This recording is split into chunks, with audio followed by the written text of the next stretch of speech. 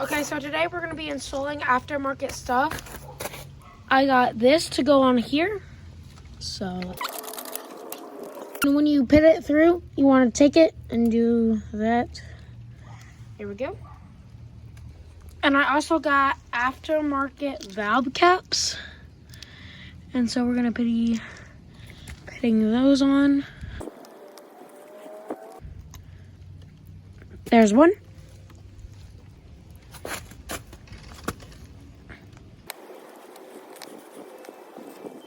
Two.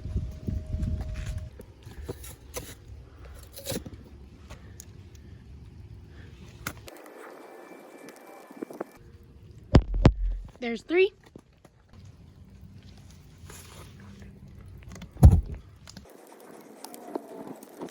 And also I'm going to be installing this turn signal blinker. So it's got L for live and X, and I'm going to install it.